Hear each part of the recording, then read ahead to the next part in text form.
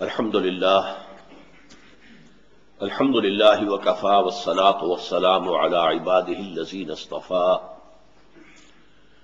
خصوصا علی افضلهم وخاتم النبیین محمد الامین وعلی آلہ وصحبہ اجمعین.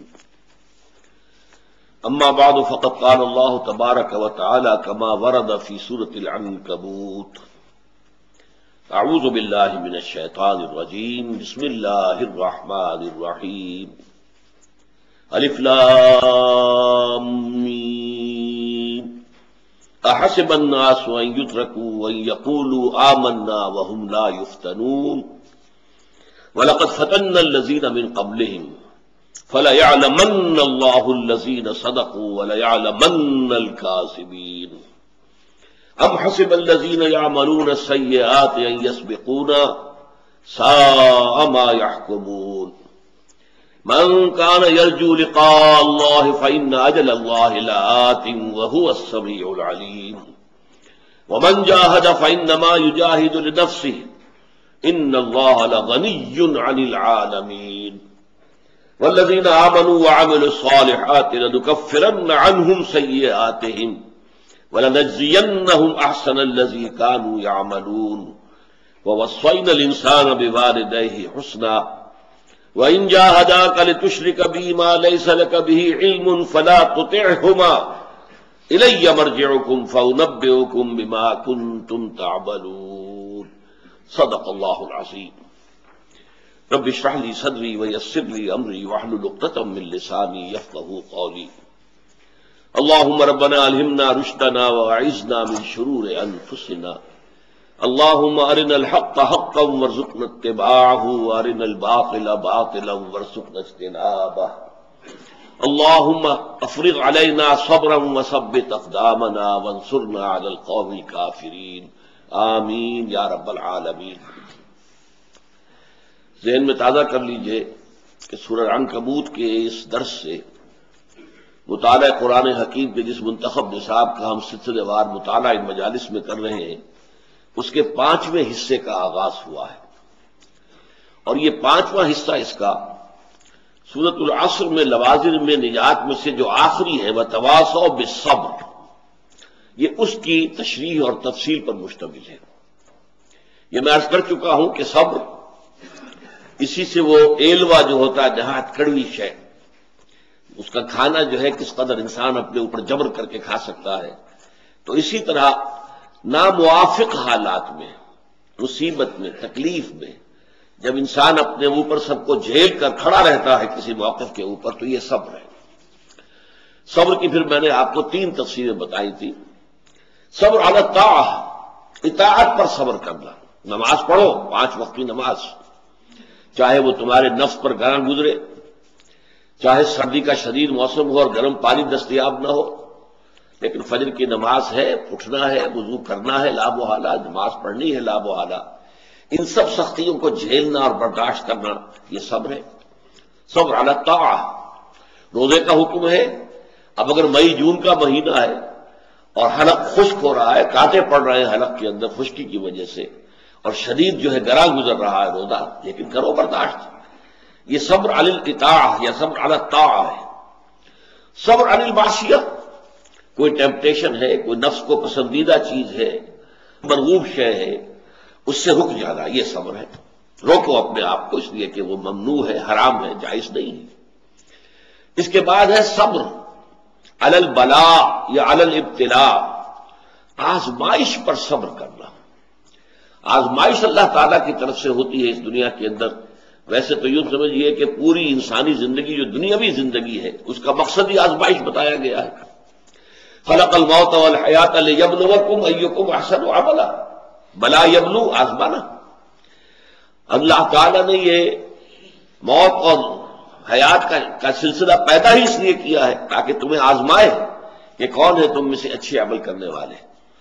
جس کو کہ علامہ اقبال نے بہت خوبصورتی سے اس مضمون کی جو ہے ترجمانی کی ہے کہ قلزم ہستی سے تو ابرا ہے مانند حباب، اس زیاں خانے میں تیرا امتحان ہے زندگی. یہ گھڑی محشر کی ہے تو عرصۂ محشر میں ہے، پیش کر غافل عمل کوئی اگر دفتر میں ہے. یہ انداز ہے کہ در حقیقت دنیا کی زندگی ایک چیلنج ہے، اللہ تعالیٰ کی طرف سے آزمائش ہے۔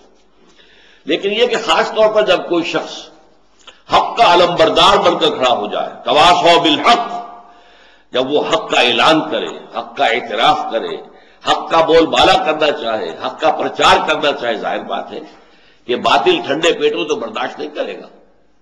توحید کا آپ پرچار کریں گے تو کیا آپ کا خیال ہے کہ مشرکین اسے برداشت کریں گے؟ ظاہر بات ہے کہ بڑی سخت جو ہے وادیوں میں سے آپ کو گزرنا پڑے گا، مخالفتیں ہوں گی، شدائد ہوں گے، آپ کو بھوک اور پیاس سے سابقہ پیش آئے گا۔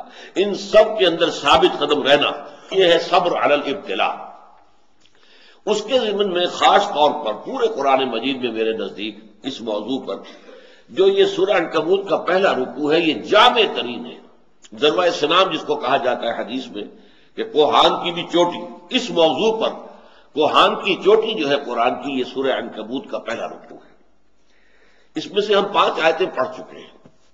پہلی آیت تو حروف مقطعات پر ہے، اس کے بارے میں کچھ میں نے باتیں آپ کو بتا دی تھی، لیکن اس کے بعد ہم نے دیکھا کہ 2 آیتوں میں تو اللہ تعالیٰ کی طرف سے کچھ سرزنش کا انداز ہے، کچھ ناراضگی کا اظہار ہے۔ احسب الناس ان یترکوا ان یقولوا آمنا وهم لا یفتنون، کیا لوگوں نے یہ سمجھا تھا کہ وہ چھٹ جائیں گے صرف یہ کہنے پر کہ ہم ایمان لے آئے اور انہیں آزمایا نہ جائے گا؟ ہم نے تو ہمیشہ جو ہے آزمایا ہے، وَلَقَدْ فَتَنَّا الَّذِينَ مِن قَبْلِهِمْ، جو بھی ان سے پہلے تھے ان سب کو آزمایا ہے۔ فَلَيَعْلَمَنَّ اللَّهُ الَّذِينَ صَدَقُوا وَلَيَعْلَمَنَّ الْكَاذِبِينَ۔ ایک تو یہ نوٹ کیجئے کہ یہ عربی میں تاکید کی انتہائی شکل ہے، جو یہ یعلمن، لام شروع میں اور پھر آخر میں نون تشدید کے ساتھ۔ ایک تو یہ ہے کہ اضربہ، میں اسے ماروں گا، اور ایک ہے وَلَأَضْرِبَنَّهُ، میں اسے لازماً ماروں گا۔ تو یہ جو لازم کی بات ہے، وَلَقَدْ فَتَنَّا الَّذِينَ مِن قَبْلِهِمْ فَلَيَعْلَمَنَّ اللَّهُ الَّذِينَ صَدَقُوا وَلَيَعْلَمَنَّ الْكَاذِبِينَ۔ اللہ ظاہر کر دے گا کون سچے ہیں اپنے دعوی ایمان میں اور کون جھوٹ موٹ کا دعویٰ کر رہے ہیں۔ تو یہ اصل میں آزمائش ہی سے واضح ہوگا نا، ہو از ہو، کون کتنے پانی میں ہے۔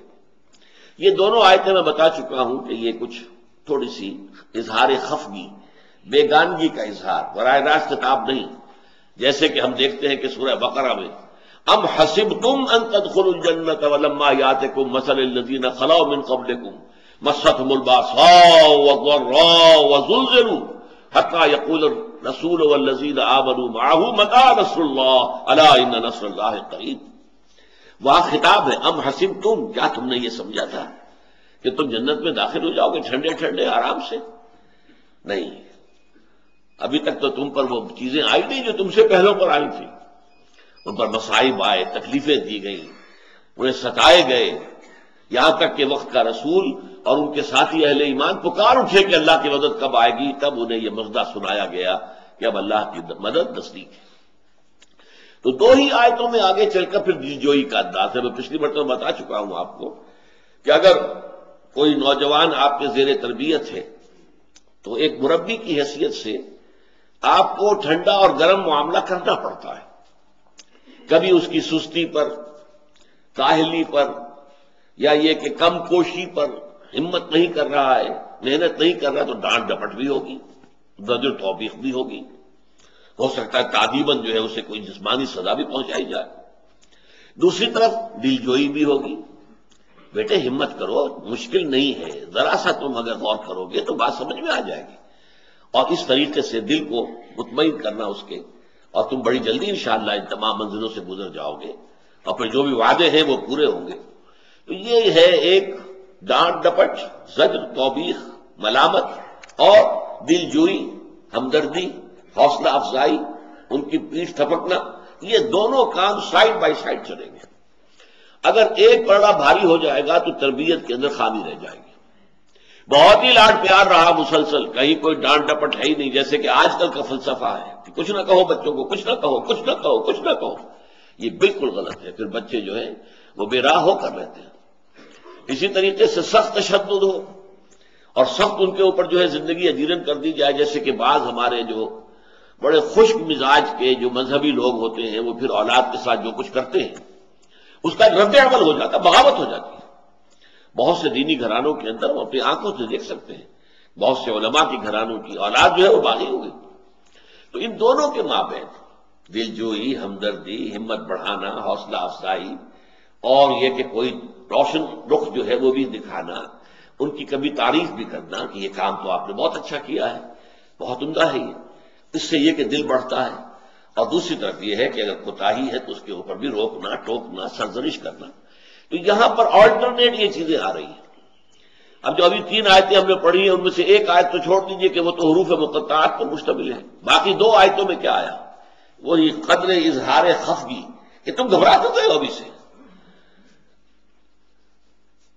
اس لیے فرمایا گیا احسب الناس ان یترکوا ان یقولوا آمنا وهم لا یفتنون، کیا لوگوں نے یہ سمجھا تھا کہ وہ چھوٹ جائیں گے صرف یہ کہنے پر کہ ہم ایمان لے آئے، اور انہیں آزمایا نہ جائے گا؟ وَلَقَدْ فَتَنَّا الَّذِينَ مِن قَبْلِهِمْ، ہم نے تو لازماً آزمایا ہے ان کو جو ان سے پہلے تھے، جو بھی آیا اس راستے میں۔ فَلَيَعْلَمَنَّ اللَّهُ الَّذِينَ صَدَقُوا وَلَيَعْلَمَنَّ الْكَاذِبِينَ، تو اللہ تو ظاہر کر کے رکھ دے گا کہ کون ہیں سچے ایمان والے اور کون ہیں جھوٹ موٹ کا دعویٰ ایمان کرنے والے۔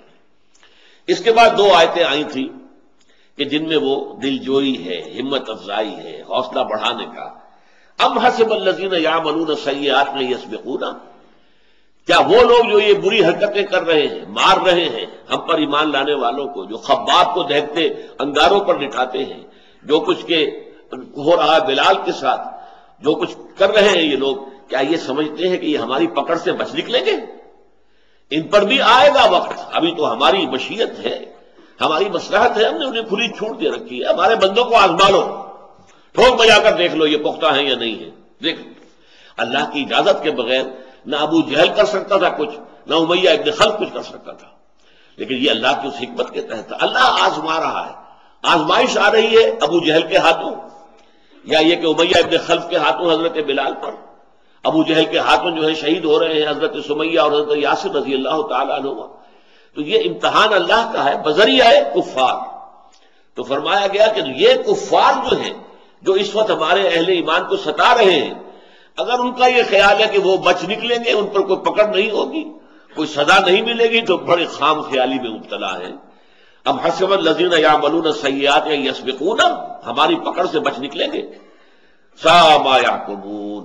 اور پھر فرمایا من کان یرجو لقاء اللہ فإن اجل اللہ لآت، یہ بھی دلجوئی کا انتہائی اسلوب ہے۔ جو کوئی بھی اللہ سے ملاقات کا امیدوار ہے، ظاہر بات ہے یہ صحابہ سختیاں جھیل رہے تھے، کیوں؟ اللہ کے دین پر ہم کھڑے ہیں، اللہ کے دین کی دعوت دے رہے ہیں، اب جو مصیبت آ رہی ہے، جو آزمائش آ رہی ہے، اس میں ثابت قدم ہے، ہم اللہ کے حضور میں حاضر ہوں گے، جب واپس جائیں گے انا للہ و انا الیہ راجعون، وہ آج چلے جائیں 10 سال بعد چلے جائیں، جانا تو ہے ہی ہے، تو وہاں جا کر اللہ تعالیٰ جو ہے ہماری قدر فرمائے گا، ہمیں خلقوں سے نوازے گا، ہمیں انعام و اکرام عطا فرمائے گا، ہمارے لیے روح و ریحان و جنت و نعیم کا بندوبست ہے۔ تو جو اس امید میں یہ سب کچھ جھیل رہے ہیں، دیکھنا کہیں شیطان ان کے کانوں میں آ کر یہ وسوسہ اندازی نہ کرے کہ کیا پتا آخرت ہونی بھی ہے کہ نہیں ہونی ہے، یہ تو ادھار کا سودا ہے، جان و مال یہاں دو، جنت آخرت میں ملے گی۔ اور آپ کو معلوم ہے کہ ادھار کے سودے کے اوپر انسان کا دل ٹھکتا نہیں ہے پوری طریقے سے، پتہ نہیں وہ آئے گا بھی واپس کے نہیں مال میرا۔ اس حوالے سے ان کی دلجوئی، ہرگز اس خیال کو پاس نہ آنے دو کہ پتہ نہیں ہوگا کہ نہیں ہوگا، نہیں۔ من کان یرجو لقاء اللہ، جو کوئی بھی امیدوار ہے اللہ سے ملاقات کا، فإن اجل اللہ لآت، تو اللہ کا معین کردہ وقت لازماً آ کر رہے گا، وہو السمیع العلیم، وہ سب کچھ سن رہا ہے اور سب کچھ جانتا ہے۔ یعنی یہ کہ اے بلال، جو کچھ تم پر بیت رہی ہے یہ نہ سمجھو کہ ہم دیکھ نہیں رہے، ہم دیکھ رہے ہیں۔ اے خباب، تم پر جو کچھ بیت رہی ہے یہ نہ سمجھو کہ ہمارے علم میں نہیں ہے، ہمارے علم میں ہے۔ اے بلال، جو تمہاری زبان سے آواز الاحد احد احد احد احد احد نکل رہے ہیں، یہ کلمات ہم سن رہے ہیں۔ اے سمیہ اور اے یاسر، جو کچھ تم پر بیت رہی ہے ہم دیکھ رہے ہیں۔ تو فرمایا ان اجل اللہ لآت وہو السمیع العلیم، وہ اللہ کا مقرر کردہ وقت آ کر رہے گا اور وہ سب کچھ سننے والا، سب کچھ جاننے والا ہے۔ اب آگے چلیے، ایک آیت پھر آئی ہے اسی طرح کی، ذرا زجر توبیخ، جس کو ڈانٹ ڈپٹ کا لفظ زیادہ سخت ہے لیکن انداز وہی ہے۔ وَمَنْ جَاهَدَ فَإِنَّمَا يُجَاهِدُ لِنَفْسِهِ إِنَّ اللَّهَ لَغَنِيٌّ عَنِ الْعَالَمِينَ، جو کوئی جہاد کر رہا ہے تو وہ اپنے فائدے کے لیے کر رہا ہے. اللہ تو تمام جہانوں سے بے نیاز ہے. یعنی تم اللہ پر کوئی احسان نہیں دھر رہے. تم اگر ایمان لائے ہو تو اپنے بھلے کو، تمہاری عاقبت درست ہوگی. تم اگر صبر کر رہے ہو تو اس کا جو ثواب تمہیں ملے گا. اللہ تعالیٰ تو غنی ہے. اللہ کو کسی چیز کی احتیاج نہیں، کسی چیز کی ضرورت نہیں. منت منع ہے کہ خدمت سلطان ہمیں کنی، منت شناز ازو کہ بخدمت میں داشتت.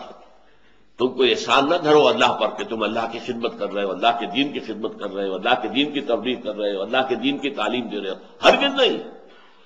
احسان مانو اللہ کا کہ اس نے تمہیں اس کام کی توفیق دی ہے.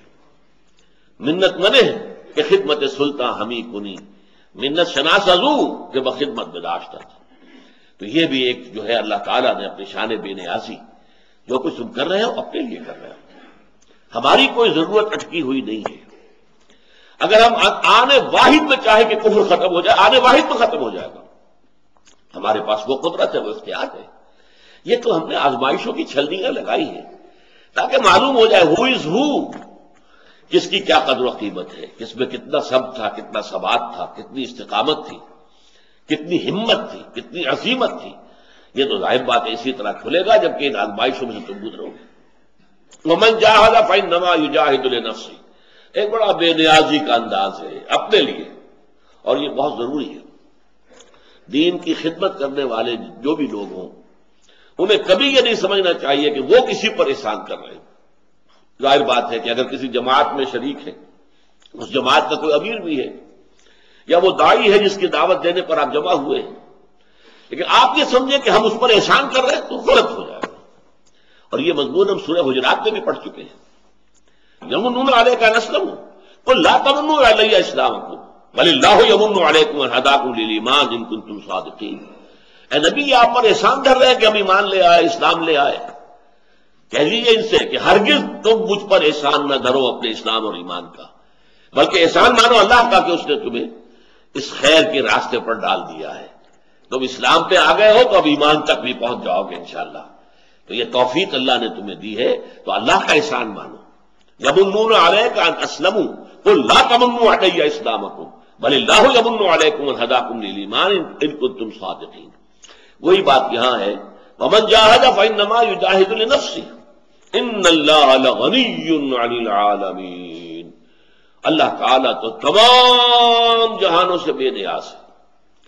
ایک حدیث قدسی میں آتا ہے، اللہ فرماتا ہے کہ اے میرے بندو، اگر تم سب کے سب اولین سے لے کے آخرین تک، اور انسانوں بھی اور جنوں میں بھی، سب کے سب مجھ پر ایمان لے آئیں اور بڑے متقی ہو جائیں، اس سے میری سلطنت میں کوئی اضافہ نہیں ہوگا. اور اگر تم سب کے سب ابو جہل بن جاؤ، وہ تم شیطان بن جاؤ، سب کے سب اولکم وآخرکم وانسکم وجنکم، تب بھی میرے کارخانہ قدرت کے اندر کوئی کمی نہیں آئے گی. لہذا جو کچھ کر رہا ہے وہ در حقیقت اپنے لیے کمائی کر رہا ہے. لہا ما کسبت وعلیہا ما اکتسبت. جو کر رہا ہے خیر کما رہا ہے تو اپنے لیے، شر کما رہا ہے تو اپنے لیے.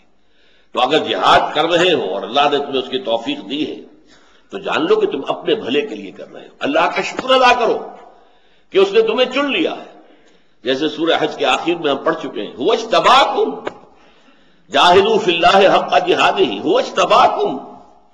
اللہ کی راہ میں جہاد کرو جیسا کہ جہاد کا حق ہے.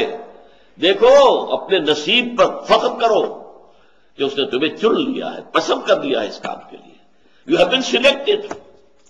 آپ کو معلوم ہے کہ اگر مختلف محکمے جو ہوتے ہیں ان میں کسی کو رائز مل جائے، کوئی یوں سمجھیے کہ کوئی بار تھا درمیان میں ایفیشنسی بار، اور اس کے بعد ایک دم جمپ لگا ہے، وہ بڑے اونچے کیڈر میں پہنچ گیا ہے، تو مبارکباد دیتے کہ نہیں دیتے کہ تم سلیکشن گریڈ میں آ گئے بھائی، مبارک.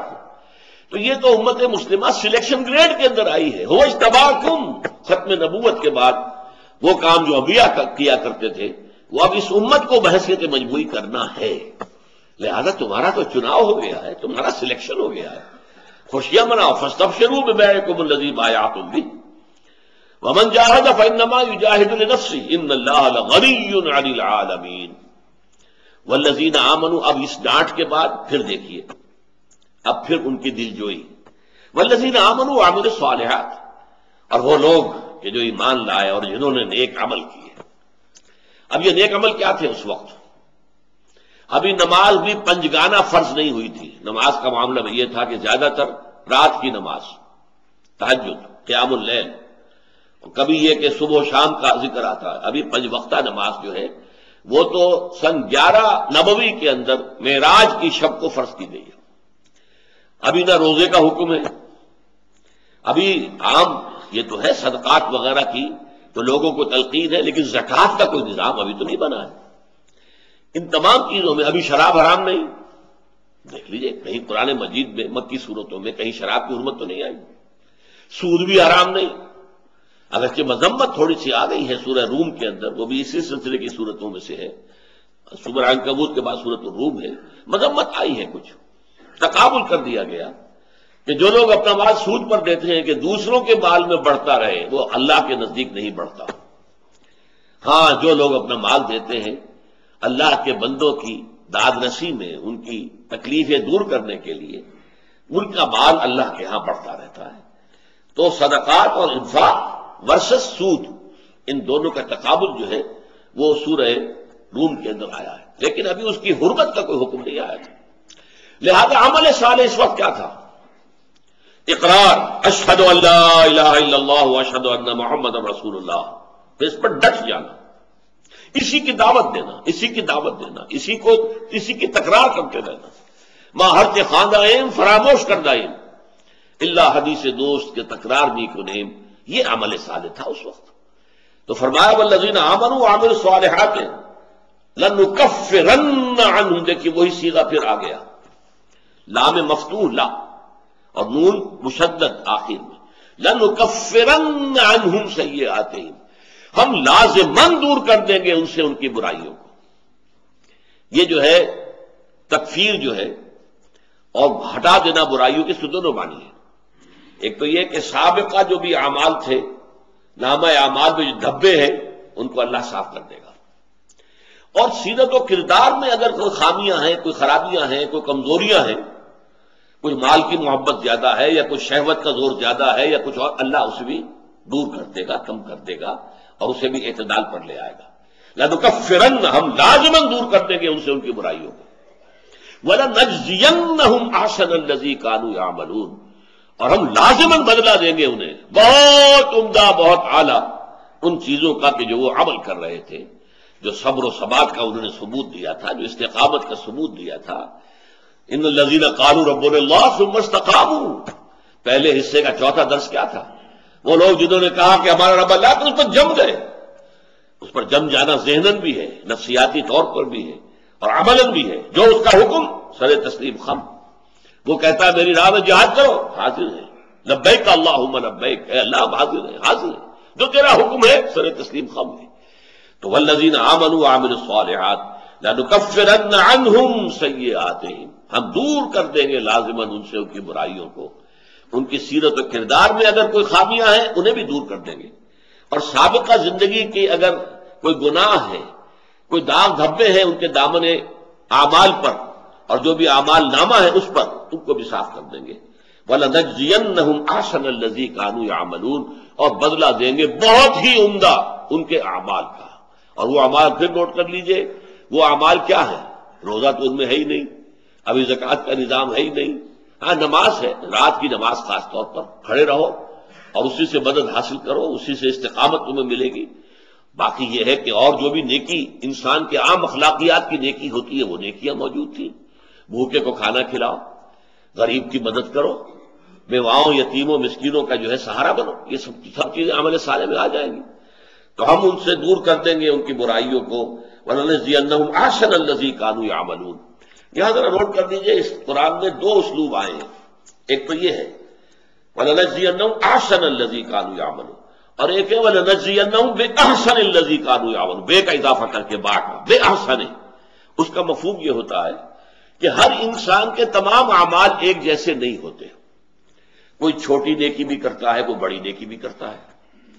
تو ہم جب ایسے لوگوں کو بدلہ دیں گے تو بڑی نیکی کے حوالے سے دیں گے، چھوٹی نیکی کے حوالے سے نہیں۔ بِأَحْسَنِ مَا كَانُوا يَعْمَلُونَ، جو بھی ان کے عمل میں سے بہترین عمل تھا اس کے اعتبار سے ان کا مقام معین ہوگا۔ یعنی یہ بھی کہ اللہ تعالیٰ کو ایوریج نکالے کہ کچھ جتنے چھوٹے چھوٹے نیکی کے کام بھی کیے تھے، کچھ یہ بہت بڑا کام بھی کیا تھا، تو ایوریج نکالو تو گھٹ جائے گا معاملہ، نہیں، ہم ان کو بدلہ دیں گے بِأَحْسَنِ مَا كَانُوا يَعْمَلُونَ، بہترین اعمال جو وہ کرتے تھے اس کے حساب سے۔ اب اس کے بعد ایک بڑا پریکٹیکل مسئلہ آ رہا ہے، وَوَصَّيْنَا الْإِنسَانَ بِوَالِدَيْهِ حُسْنًا، ہم نے انسان کو اس کے والدین کے بارے میں حسن سلوک کی وصیت کی ہے، تاکید کی ہے۔ یہ وصیت ایک تو فطرت میں ہے، والدین کا حق ماننا، وَقُلْ رَبِّ ارْحَمْهُمَا كَمَا رَبَّيَانِي صَغِيرًا، اے پروردگار میرے والدین پر رحم فرمائیو جیسے کہ انہوں نے مجھے پالا پوسا، میں چھوٹا سا تھا، مجھے اپنی ضرورت کا احساس تھا، نہ کچھ تھا۔ آپ کو معلوم ہے کہ ہیومن بیبی جو ہے وہ انتہائی کمزور اور ضعیف ہے۔ بکری کا بچہ پیدا ہوا، ابھی اس کی ولادت ہوئی ہے، وہ تھوڑا سا کانپتا تو ہے، اس کی ٹانگیں فوراً کھڑا ہو جاتا، چلنے لگتا فوراً۔ لیکن بچے کو، آپ کو معلوم ہے، اپنے بچے کو تو چلنا سکھانا جو ہے وہ بھی ایک بہت بڑا پرابلم ہوتا۔ تو اس اعتبار سے جس قدر کیئر کرنی پڑتی ہے والدین کو بچے کی انسانوں میں، اتنی کیئر کہیں بھی نہیں ہے دنیا میں، کسی اور کے لیے، حیوان کے لیے، اپنے آف سپرنگز کے لیے اتنی کیئر نہیں ہے۔ تو فطرت انسانی کے اندر ہے ان کا شکر، ان کا احسان ماننا، ان کا ادب کرنا۔ اور دوسرے یہ کہ قرآن مجید میں بھی متعدد جگہ پر کہا گیا ہے کہ انسان پر جو حق ہے لوگوں کے یا ان کے ہے، تو سب سے پہلا حق اللہ کا ہے کہ اس کے ساتھ شرک نہ کیا جائے، اور اس کے بعد فوری وہ والدین کا حق ہے۔ وَقَضَىٰ رَبُّكَ أَلَّا تَعْبُدُوا إِلَّا إِيَّاهُ وَبِالْوَالِدَيْنِ إِحْسَانًا۔ جب ہم سورہ بنی اسرائیل کا یہ تیسرا رکوع پڑھ رہے تھے تو میں نے اس وقت آپ کو حوالے دے کر بتایا تھا کتنے مقامات ہیں قرآن مجید میں جہاں اللہ تعالیٰ کے حق کے فوراً بعد والدین کے حق کا تذکرہ ہے۔ اللہ پیدا کرنے والا اللہ ہے، رزاق وہ ہے، لیکن اس میں ذریعہ کون بنے ہیں؟ تمہارے والدین بنے ہیں۔ تمہارا پالا پوسا کس نے ہے؟ تمہارے والدین نے۔ کس نے اپنی راتوں کی نیندیں حرام کی ہیں؟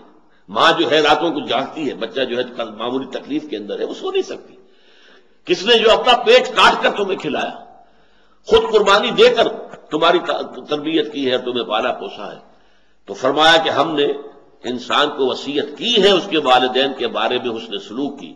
یہ اس سے پہلے جو ہمارا پہلے حصے کا تیسرا درس تھا سورہ لقمان کا دوسرا رکوع، اس میں یہ مضمون آ چکا ہے، بڑی زیادہ تفصیل سے آیا ہے۔ وَإِن جَاهَدَاكَ لِتُشْرِكَ بِي مَا لَيْسَ لَكَ بِهِ عِلْمٌ فَلَا تُطِعْهُمَا، لیکن اگر وہ دونوں تجھے مجبور کریں، تجھ پر دباؤ ڈالیں کہ تم میرے ساتھ شرک کرو، شریک ٹھہراؤ کسی ایسی ہستی کو جس کا تمہارے پاس کوئی علم نہیں ہے، فَلَا تُطِعْهُمَا، پھر ان دونوں کا کہنا مت مانو۔ إِلَيَّ مَرْجِعُكُمْ فَأُنَبِّئُكُم بِمَا كُنتُمْ تَعْمَلُونَ، بالآخر تم سب کو لوٹ کر آنا ہے، ماں باپ بھی لوٹ کر میرے حضور میں آئیں گے، تم بھی آؤ گے، سب کے سب آ کے میرے سامنے ہی کھڑے ہوں گے، پھر میں اس وقت بتا دوں گا، جتلا دوں گا کہ تم کیا کرتے رہے تھے۔ اس آیت پر ابھی مزید گفتگو انشاءاللہ اگلے سیشن میں رہے گی۔ بارک اللہ لی ولکم فی القرآن العظیم ونفعنی وإیاکم بالآیات والذکر الحکیم۔